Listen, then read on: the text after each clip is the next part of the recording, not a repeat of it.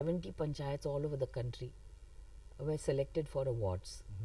And while on the field, the agencies who had done the field verification were asked to also document what are the best practices or the good practices being done by these panchayats. And we found a whole lot of them doing excellent work in various fields. For instance, for livelihood programs, reviving a dairy unit that was lying there unused, or setting up some facilities in the school compound, taking care of immunization programs.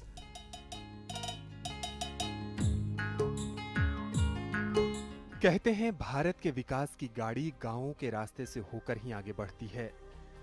Bharat की आत्मा कहे जाने वाले गांवों को विकास की मुख्य धारा से जोड़ने की पहल बहुत पहले से ही की जा रही है।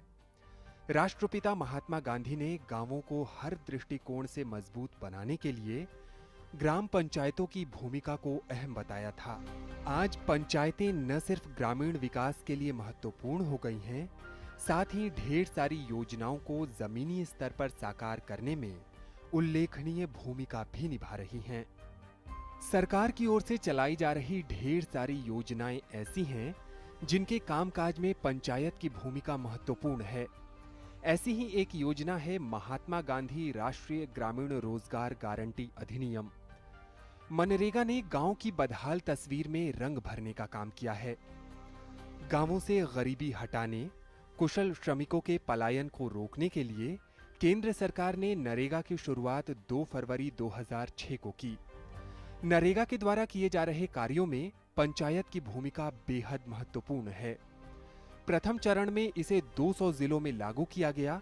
उसके बाद 1 अप्रैल 2008 से इसका विस्तार देश के सभी राज्यों और केंद्र शासित प्रदेशों के सभी जिलों में कर दिया गया। इस अधिनियम के तहत एक परिवार को एक वित्त वर्ष में 100 दिन रोजगार मुहैया कराई जाती है।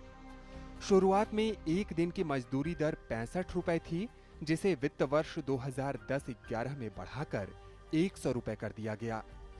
मनरेगा के तहत ग्राम विकास के लिए किए जाने वाले कार्यों में जल संचयन, भूजल पुनर्भरण, कुओं, तालाबों और पोखरों का निर्माण, पक्की नालियां बनवाना एवं ग्राम पर्यटन को बढ़ावा देना प्रमुख है। मनरेगा ने महिलाओं को चूल्हे चौकों से बाहर निकालकर उन्हें सशक्त करने की दिशा में भी महत्वपूर्ण पहल की है। हर स्तर पर पंचायत से जुड़े अधिकारी अपनी महत्वपूर्ण भूमिका निभा रहे हैं। Well, we're talking so much about panchayats, how it's so important, the backbone. Tell me, do all panchayats in this country have the basic amenities and infrastructure to carry out their work? You see, at the block level, panchayats are at 3 levels. Yeah. The village, the intermediate block level and the district level. Except in places where the population is less than 20 lakhs, where the panchayats are only at 2 levels, which are the village and the district. They are not the intermediate. So at intermediate and district level, there are adequate facilities for panchayats to carry out their works. Facilities in terms of manpower and facilities in terms of infrastructure. But at the village level, a lot still remains to be done in this area.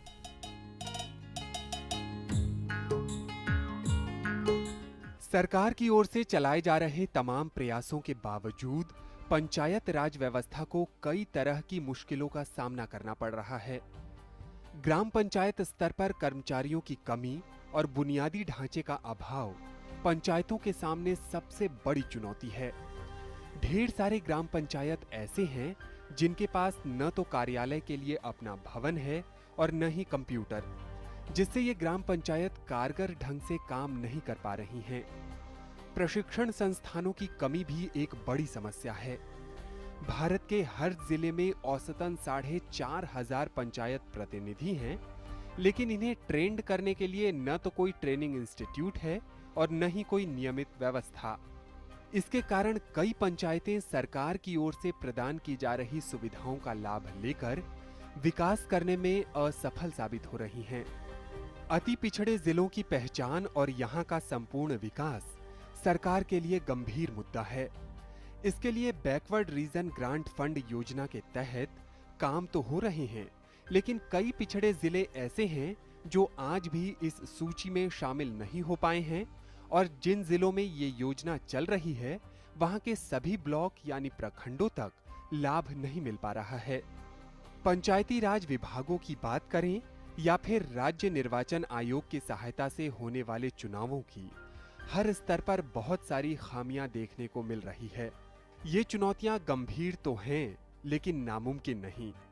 इन समस्याओं से पार पाने के लिए सरकार अपनी ओर से तमाम प्रयास कर रही है और ये उम्मीद है कि बहुत जल्द दयनीय पंचायतों की स्थिति बदलेगी और ये विकास की नई गाथा लिखने में सफल होंगी। Just for the benefit of our viewers, can you just give us a sort of flavor of how are elections held in these panchayats, in the sense that, you know, how does it start off, what is the process, who oversees these elections? The State Election Commission oversees the elections. Okay. The State Election Commission is a basic framework for the panchayats, and they have to oversee the elections, and it's conducted more or less like elections are conducted by the Election Commission of the government, I of the see. central government. You talked about the 3 Fs: funds, functions, and functionaries, but they vary widely across states, right? Is that a problem? There is a lot of difference because the constitution gives the discretion to the states Right. to bring out legislations whereby these powers or the 3 Fs are devolved. Right.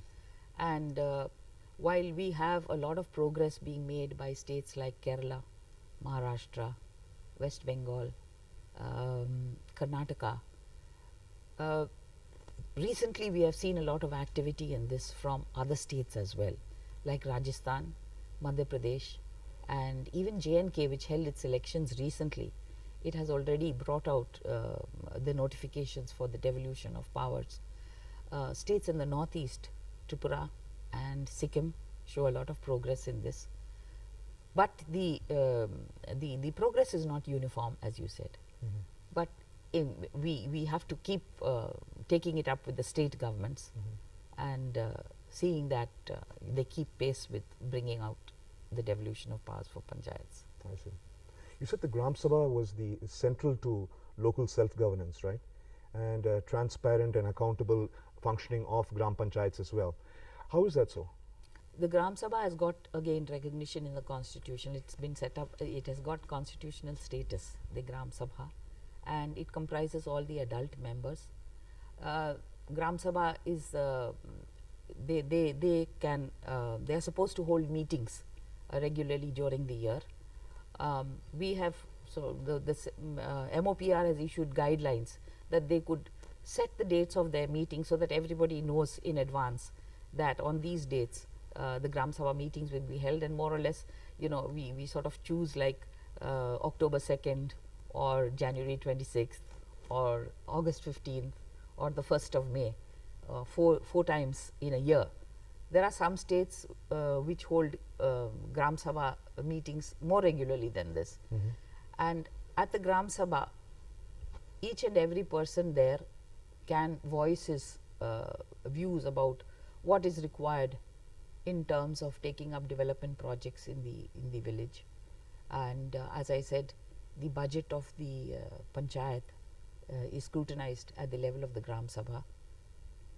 In the social audit is conducted in the sense that voluntary disclosures on various projects, who are the beneficiaries, these can be laid before the Gram Sabha. The accounts of the panchayats are laid before the Gram Sabha, and it is truly the core of the participation of people's participation in the village. कहते हैं किसी भी देश का सर्वांगीण विकास तब तक संभव नहीं है जब तक वहां के अति पिछड़े जिले समृद्ध न हो। भारत जैसे देश में जहां आधे से अधिक जनसंख्या गांवों में निवास करती है, वहां लगभग 250 जिले ऐसे हैं जहां के लोगों को जीवन यापन के नजरिए से महत्वपूर्ण मूलभूत सुविधाओं के लिए भी संघर्ष करना पड़ता है। इन 250 जिलों को अति पिछड़े जिलों की श्रेणी में रखा गया है। सरकार की हमेशा से ये कोशिश रही है कि सबको समान अधिकार दिलाए जाएं। इसी उद्देश्य से अति पिछड़े जिलों की ग्राम पंचायतों को मजबूत बनाने के लिए सरकार उन्हें बैकवर्ड रीजन ग्रांट फंड योजना के तहत आर्थिक सहायता उपलब्ध कराती है।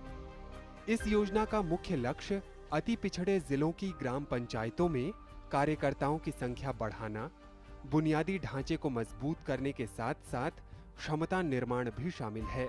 इसके तहत मिलने वाली आर्थिक सहायता का लाभ उठाकर पंचायतें अपने क्षेत्र में साफ सफाई, शिक्षा, स्वास्थ्य, पेयजल जैसी बुनियादी आवश्यकताओं की गुणवत्ता में सुधार लाने का प्रयास करती हैं।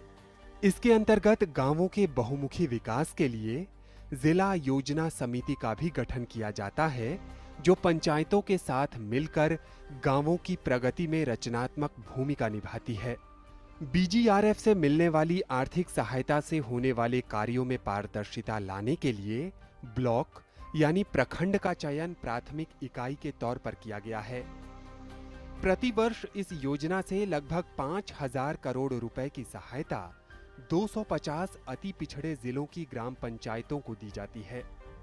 इसे व्यापक रूप में समझने की कोशिश करें तो हर ग्राम पंचायत को प्रभावी और कारगर बनाने के लिए 2 से 4 लाख रुपए प्रदान किए जाते हैं। इसके तहत लगभग 9 लाख नवनिर्वाचित ग्राम पंचायत प्रतिनिधियों और 91,000 पंचायत अधिकारियों को प्रशिक्षित किया जा चुका है। बैकवर्ड रीजन ग्रांट फंड की सहायता से सबके लिए विकास के समान अवसर प्रदान करने की सरकार की कोशिशों के सकारात्मक नतीजे भी दिखने लगे हैं। What are some of the success stories of Gram Sabhas? I'm sure there must be quite a few, you know.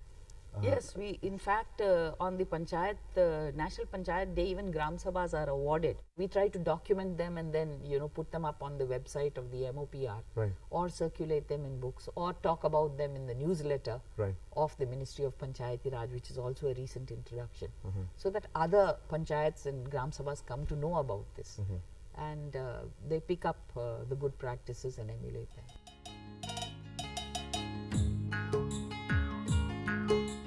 बदलते समय के साथ महिलाओं की भूमिकाओं में भी बदलाव देखने को मिल रहा है। महिलाएं हर क्षेत्र में अपना महत्वपूर्ण योगदान देने लगी हैं, लेकिन अभी भी ढेर सारे गांव ऐसे हैं जहां महिलाओं की स्थिति बेहद खराब है। पंचायत स्तर पर महिलाओं की भागीदारी को बढ़ाने और उनके समुचित विकास को सुनिश्चित करने के लिए सरकार ने पंचायत महिला शक्ति अभियान की शुरुआत की है। इसके तहत महिला पंचायत प्रतिनिधियों को अपनी समस्याएं राज्य और केंद्र सरकारों के सामने लाने का अवसर मिल पाता है। ढेर सारी बैठकों और आम सभाओं में भाग लेने से महिला प्रतिनिधियों का व्यक्तित्व विकास होता है, जिसका फायदा उन्हें जीवन के हर स्तर पर मिलता है। इस अभियान के अंतर्गत महिलाओं के लिए प्रशिक्षण की व्यवस्था भी की गई है। ट्रेनिंग कार्यक्रमों के सहारे महिलाओं के बौद्धिक और कौशल विकास पर ध्यान दिया जाता है। महिलाओं की समृद्धि और उन्नति के लिए शुरू की गई ये योजना हर स्तर पर काफी फायदेमंद साबित हो रही है। We know there is, there is reservation of not less than 1/3 seats for women as members and chairpersons at all 3 levels, right? But what are the challenges that women panchayats representatives face? How has actually reservation helped women have a better say in the running of panchayats? In fact, out of something like 20 lakh elected representatives, about 10 lakh now are women. As a result of this reservation. In some areas 1/3 is of course mandatory as per the constitution. Right. But if you take the picture all over the country, it is closer to 40%. It is closer to 40% without any kind of reference to any mandatory provision or anything like that. And for most women, this is a first time exposure to public office. And they face a lot of their own confidence levels are very low at the time that they come into this situation. Right. So we have to work through capacity building on their attitudes, on their levels of confidence. Sometimes even their own colleagues or the officials, they try to underrate them, and through the capacity building the focus on the elected women representatives, we try to address these things. And we find that sooner than later, they pick up a lot of confidence. They take a lot of interest in their work, and they focus on issues